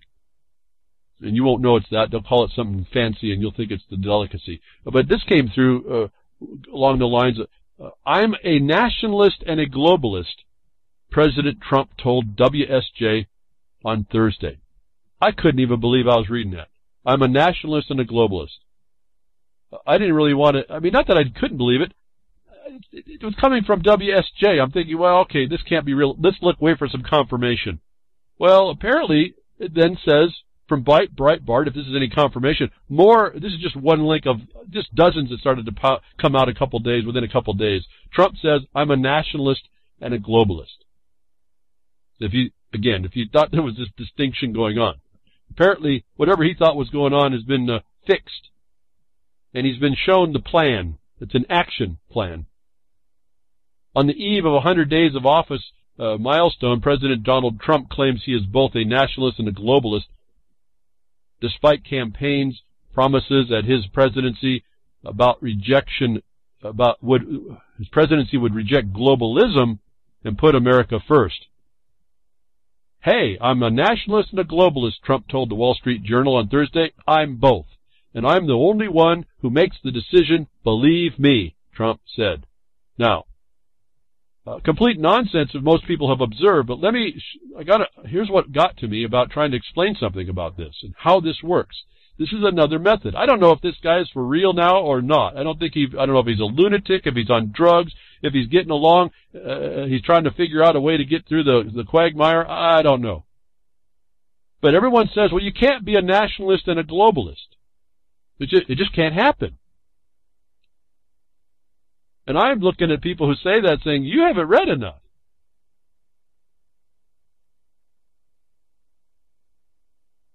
You just haven't read enough because you're not understanding what they do here. You're not understanding how this works. You're not understanding the nuances of language. You're not understanding the will of these people to harm you and how to do it without you paying attention. I found an article, you too can too, how to be a globalist and a nationalist. And I won't go through the long detailed exposure. You need to read for this stuff. I read until I found the point. I'm waiting for this to come up. I say, okay, if this is an article written by a globalist that's trying to justify the connection to nationalism, which can't be done in normal language, but I'm going to find a halfway or three-quarters, as I tell you, three-quarters, two-thirds to three-quarters through, I'm going to find the definition that commingles two incongruent terms. And I'm going to get to the point. I found the paragraph, it came right up. So, I proved the fact this is just a made-up definition to justify how a globalist can be a nationalist. And you say it can't. Well, that might be true in reality, but you're not dealing with these people in a reality. You're dealing in how they define and have influence over the next guy. How their influence can get someone else to buy in. And whether or not Trump read this article and taken this lead, I don't know. It'd still be wrong. It would show me he's ignorant, but I don't know. He's justified that connection. It can't be made in reality. But it can be made in an agenda. Again, you get inside that jurisdiction, You can make any definition you want. And here it is. Down about halfway through the article, I think it was. The national pride, you talk about national pride, nationalism. The national pride I'm talking about is consistent with appreciating the interconnectedness of the world. In fact, it realizes how the connections help America. I'm going to stop right there.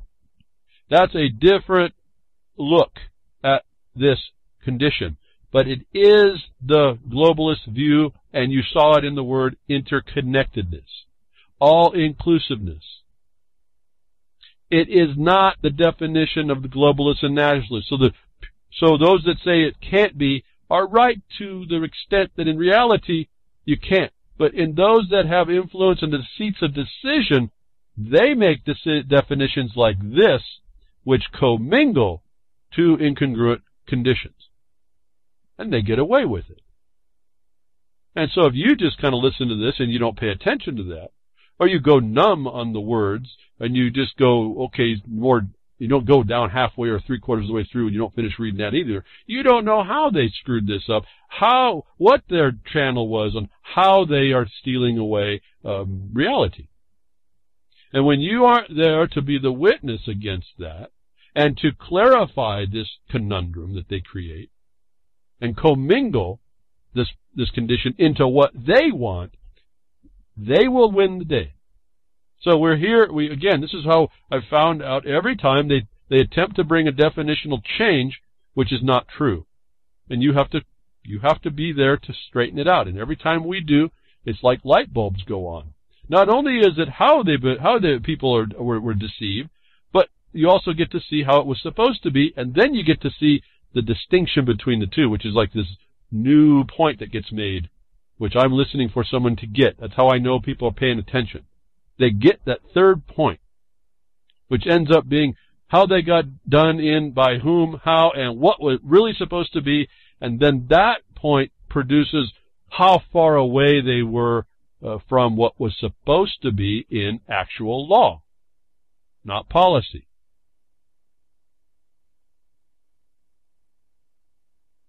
So right there in the article, they're talking global agenda and interconnectedness of the world.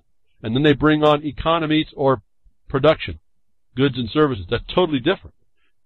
That we're not, interconnectedness is a policy of destruction for all member states. It's the globalism under governance that's here, and we look at it through the corporate side, but don't get lost in that. That gets you down the wrong track. So we have all the dots we can connect this week, right on through. How is it? Let's put it the other way. How is it that a globalist can be a nationalist? If people are wrong that says, well, you can't be a globalist and a nationalist, and I've seen plenty of articles that say that. Well, but how can you be? You can in a false paradigm that influences people that make decisions to this definition. So, enough on that. Let me move on to another problem that came up.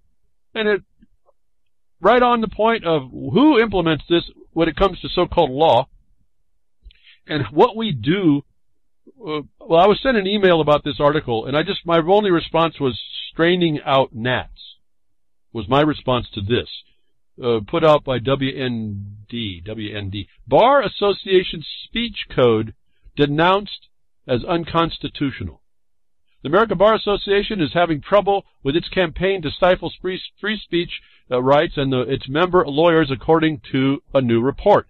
The ABA, in its Rule 8.4, uses vague terms such as derogatory and demeaning to categorize various forbidden statements and to punish lawyers who violate its standards.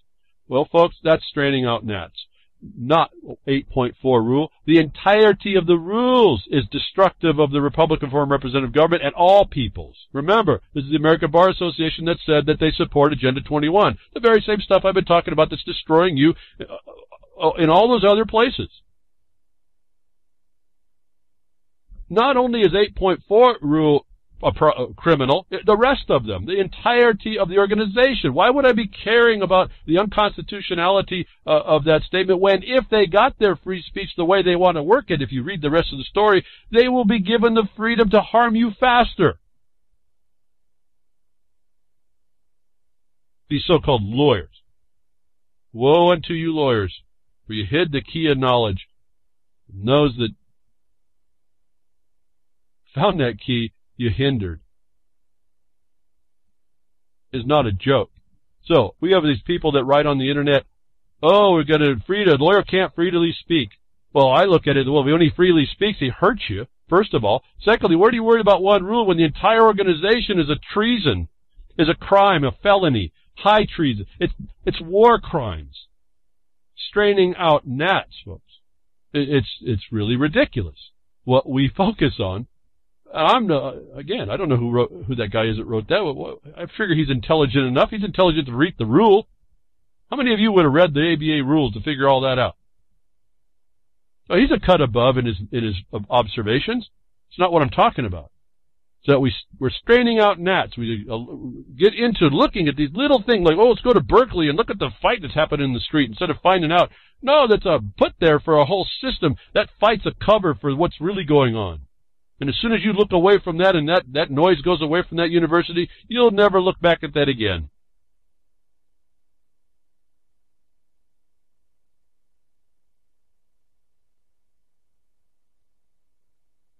I'm pausing. I'm sitting here just wondering why people aren't really rolling up their sleeves and saying, hey, this is ass whooping time.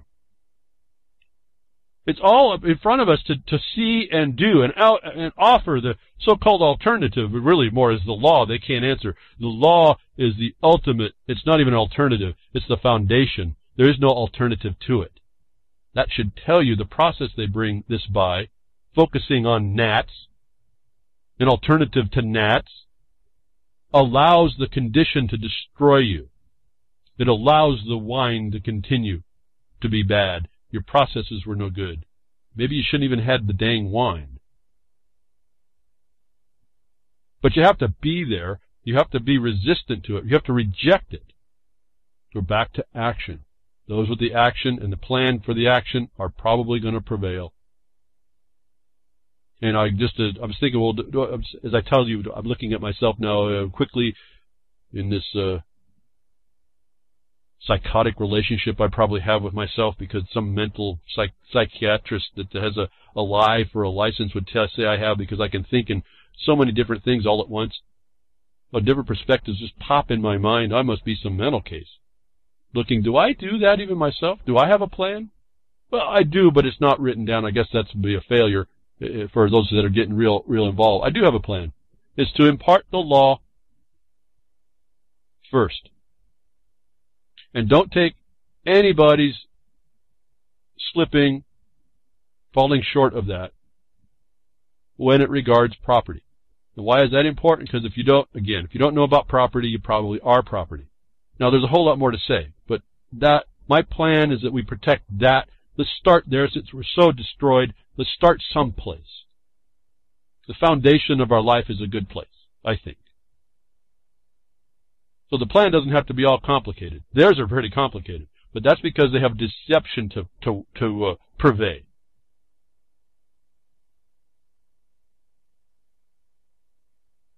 But it takes stepping up. It takes the resistance. It takes the rejection. It takes being that anarchist.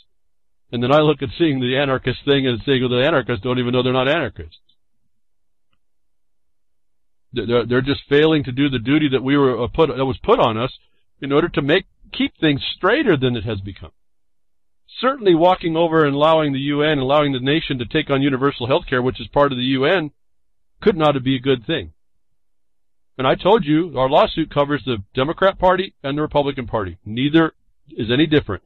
And you're seeing the proof of that in the universal health care that was promoted by the Obamanites and not liked by the Trumpians, now is being adjusted to the Trumpian side. It's still universal health care. So if you get focused on the politics, you get focused on the sides, you miss the point. And so I ran across an interesting article written by Chris Hedges. Chris Hedges is a bit of a conundrum to me, but he writes some good stuff, so take the other things with a grain of salt. But he writes about the price of resistance. Dumb, blind love is man's meaning. And I'd like to have you read the article. I'm reading first from a website that I got some highlights of the article, and then I want to jump over to his article and read another paragraph, because it was indicative of thoughts that I have, or feelings I have about what we do, what we have to do, what it takes to be doing what we do. And again, Chris Hedges is a bit of a conundrum to me, but he does have some good points, and I have to agree. I mean, I can't throw the baby out with the bathwater. So some of this is fully supported on my part. A couple things within some of this, if I can remember which not to read, which causes questions to me, actually. You can decide whether they're important or not. But this is excerpts from this overall larger article, where Chris Hedges says, to resist radical evil is to endure a life that by the standards of the wider society is a failure. It is to defy injustice at the cost of your career, your reputation, your financial solvency, and at times your life. It is to be a lifelong heretic. And perhaps this is the most important point. It is to accept the dominant culture, even the liberal elites, will push you to the margins and attempt to discredit you only what you do, not only what you do, but your character. Now that is a truth I've seen in my life, and I guess I felt a kinship to that statement. That's what happens. That's why we're behind the woodshed. Not much, no finances. Solvency's okay because I don't have debt, but I don't have any extra. My reputation, by those I work with, I think is very good. By those that vilify me, obviously not so good. And all I'm asking for is we all come to some objective basis on where we come from and work from there. And I get vilified for that. But my reputation is kind of interesting. I get called names, as you heard, but those people that call me that name cannot deny that they have to respect what I'm there for, what I do. It's like I say, you don't have the luxury of making a mistake once. There's an integrity about this stuff that you find that you can rest in. Career? That's a joke. I laughed at that. See, there's a whole lot here. The lifelong heretic against the agenda. Remember, anybody who's so-called climate denier, anybody who believes in the sun is a heretic forever. So this first paragraph was powerful to me. It spoke a lot to what I have found. And I think that it's something you need to understand, and you move despite this, as he says here. Next paragraph, highlight.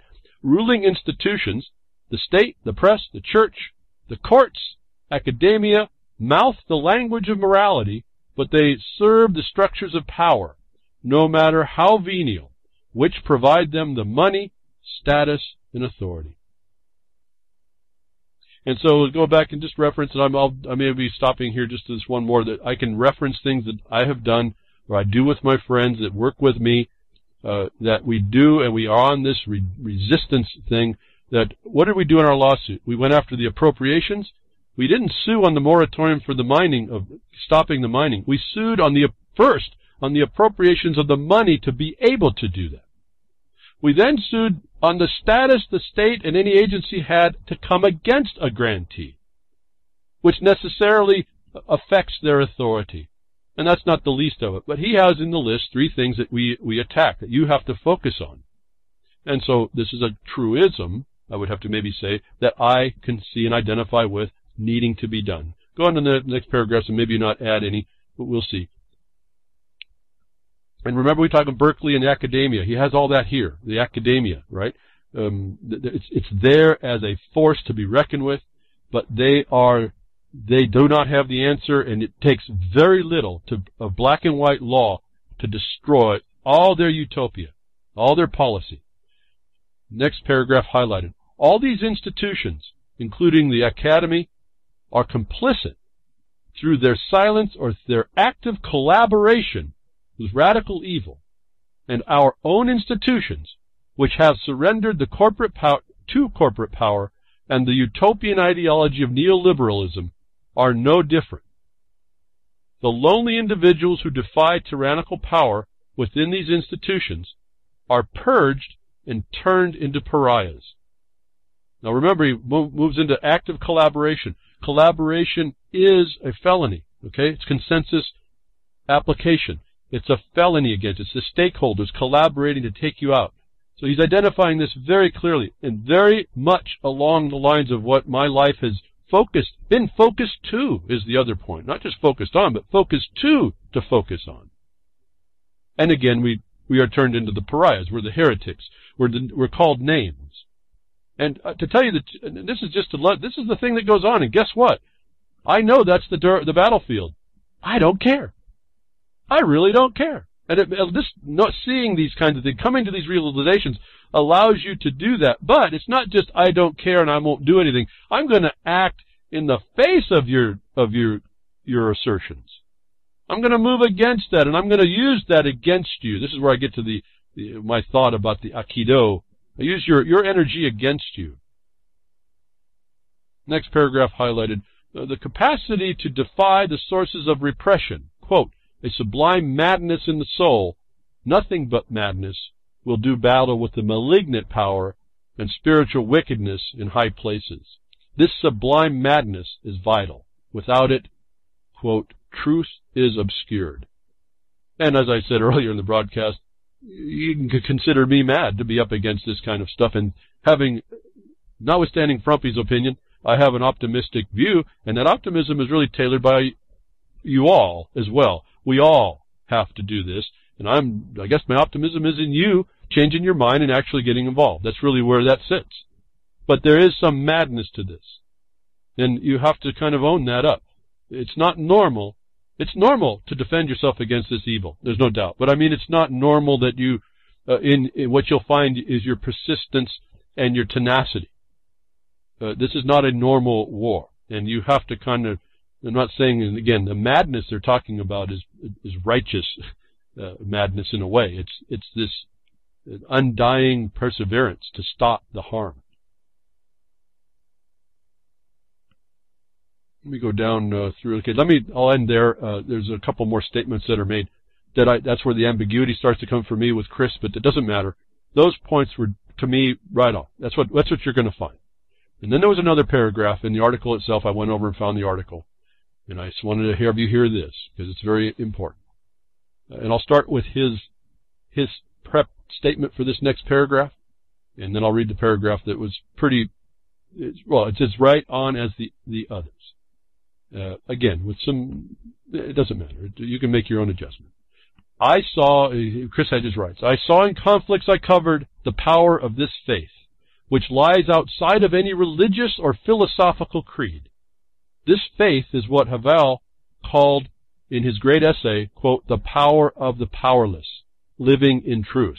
Living in truth exposes the corruption, lies, and deceit of the state. It is a refusal to be a part of the charade. Quote, you do not become a dissident just because you decide one day to take up the most unusual career, Havel wrote.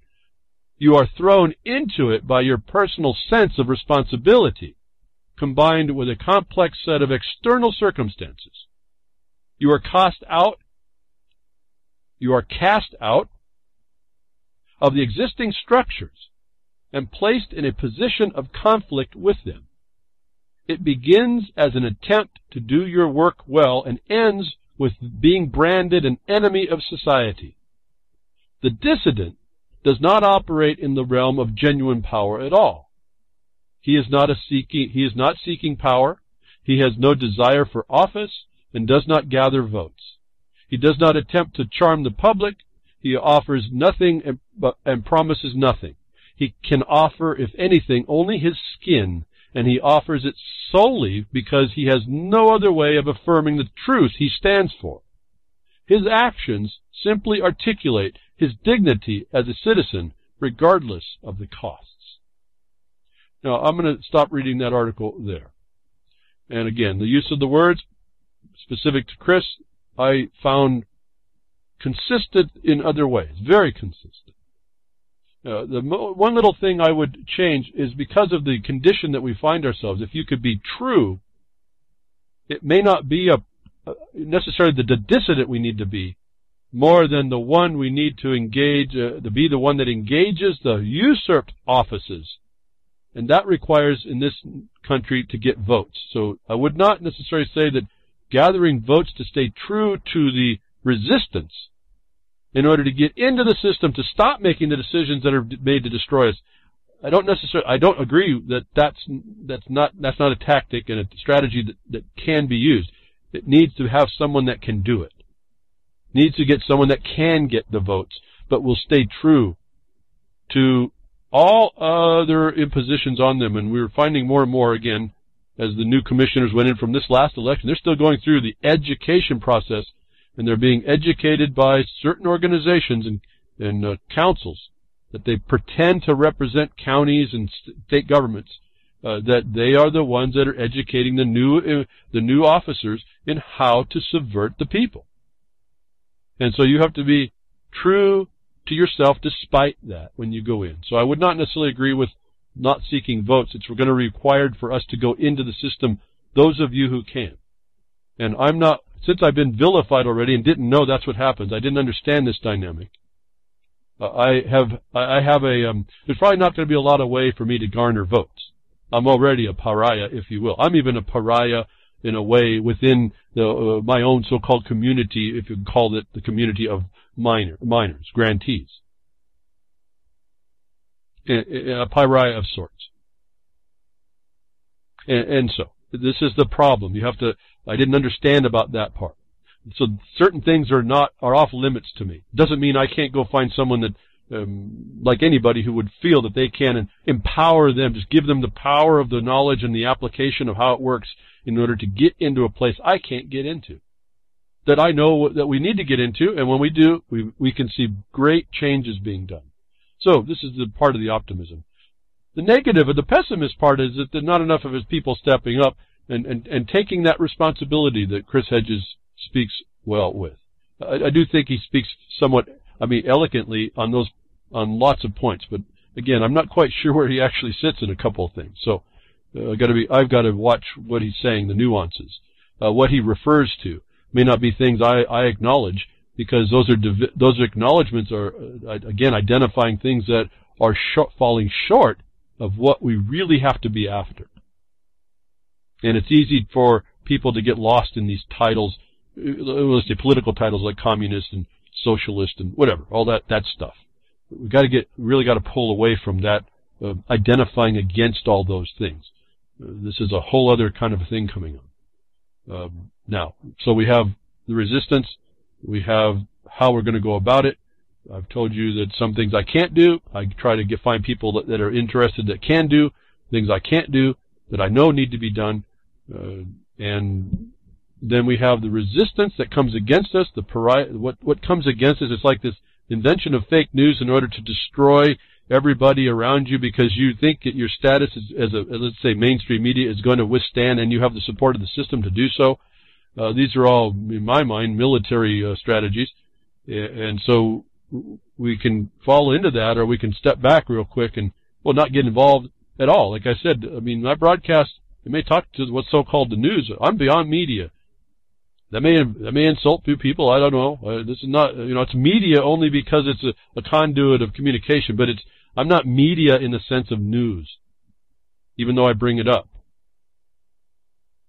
I'm bringing these things up as the evidences of the problem, and an attempt in every way I know to bring some action that can be taken, invoke some responsibility within you to start to take that action, as I think Chris really clearly did so. But again, there's a resistance against us. We see that the system doesn't like that for sure. I say you're infiltrated and surrounded, which puts me immediately, anybody who was to hear me, that was in the system would be put off. Anybody that believes in that system would be put off, and that's probably why I only get a handful of listeners every week on the downloads. Maybe because of that. No one communicates with me on that, so I don't know. It's just a conjecture. It's a puzzlement for sure. But see, we're sitting in thread all the time. And when someone like myself finally becomes big enough, maybe like an Alex Jones, they can be dealt with. And I don't mean that I'll be howling, but they have lots of tools. And I told you a long time ago, in the view of this UN globalist control, and we hear about NSA and all these things.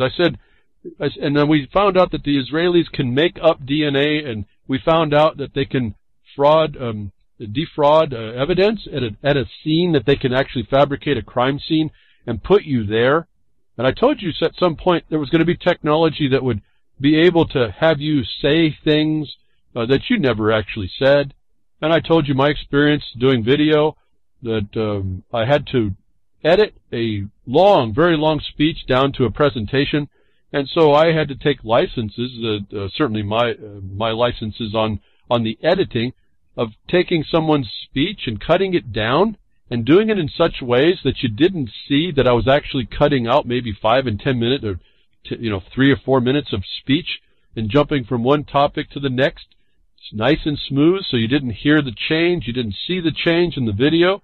I had to figure all this out to make it nice and cohesive. Otherwise, it was jerky. It's what you see on YouTube now when you see the cuts and the head moves just so quickly over to another spot and it moves again and moves again as they're cutting through. Sometimes that effect is kind of fun to watch. It's certainly telltale that there was no time taken to the blend, and there may not have been a way to do that. So, but I learned that you can do editing, that I could make people say, if I wanted to, and I didn't do this, but I found out by doing this technique, you can make people say things that they didn't really say. We see a lot more of this on YouTube with a lot of creative people. A lot of it's pretty obvious. Not so much when you're looking at video and you don't see. I mean, it's very, very cool to watch. I mean, as a product to have someone watch and not know that they're listening to a 25-minute speech that they're looking at that was only 2 minutes long, and it looks complete. That the new technology now doesn't allow any of that worry. Gone in 60 seconds now. Computer Lyrebird can steal your voice in just 1 minute. Can you imagine what they can do with my voice over all these years speaking, taking 60 seconds and create my voice and then adapt it to any statement they want to do? Is right here now confirmed that they're doing it and can do it. Canadian startup. You Canuckistinians, I don't know, what are you doing to us? The startup Lyrebird was developed as a powerful algorithm which can analyze and clone any person's voice using just 60-second sample of their speech. The task of replicating a human voice is ideally suited to machine learning algorithms such as Lyrebird, given that the incredible number of specific but uniform measurements and calculations required. It won't go on. They can apparently capture a voice and then take those phonemes and change them into saying anything. So now they can get your DNA, they can get you placed in any place they want, they can actually now have you saying about anything they want. So it's probably a good thing that we now hear that the NSA is halting collection of American emails about foreign targets. So the pressure of the so-called whistleblowers are now putting pressure on the intelligence agency to now openly abandon certain types of gathering. Don't let this be a release that, oh, well, we've won, they're not going to listen to our stuff. No, the point is that the NSA is now having to really take an open view about what they claim. And for us, the evidence is now, they have now determined that when you talk about something is not subject to security concerns, national security concerns. They now have defined that for y'all, and whenever you come up against something like this, you can use it. They've volunteered themselves, despite their power, to say that if you talk about something, it doesn't give them probable cause to collect. Probably the more important thing there for me to tell you, again, I could read all this stuff. There's more to say, but again, if you're not interested, I'm wasting everybody's time. If you are, you'll send me an email, markonthebeast@yahoo.com. We can kind of work through a lot of this if it's important.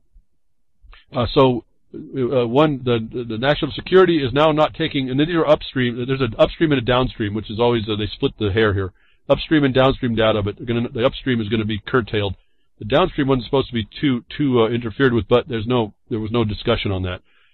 That may not be a problem because they're allowing the feds are allowing the hospitals and essentially professionals can report alleged DUI patients to police.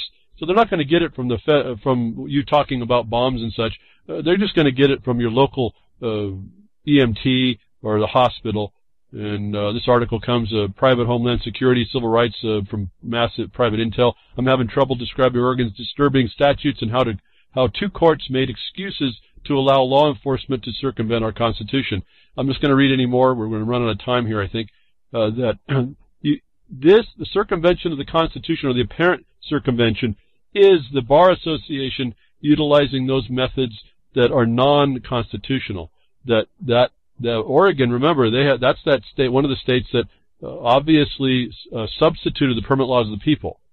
And so they're already in a corporate status, and they can be found in, I think it's Oregon Statute ORS 174, 510 to 560 or so. You can read right there where they substituted the permit laws of the people.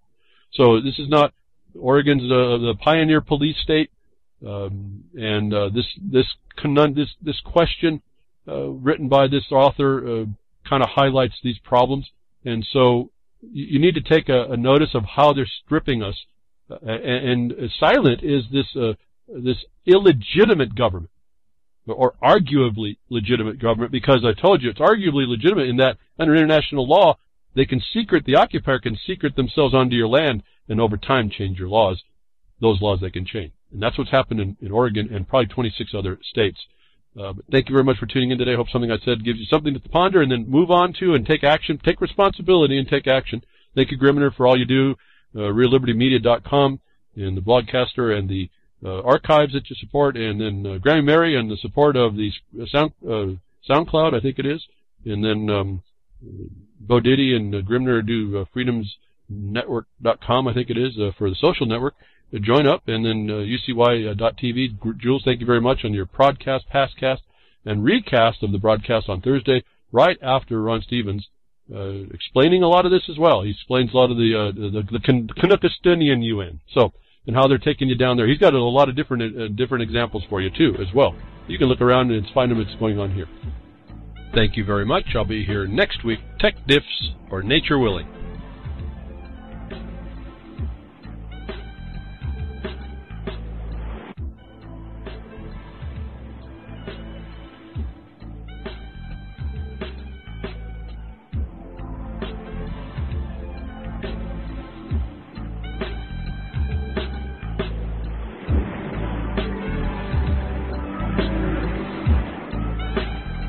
Well, that's another lesson. I hope with today's information you can take it to those that misbehave. From behind the woodshed, leaving his mark on the beast, this is Hal Anthony. Till next time, journey with purpose.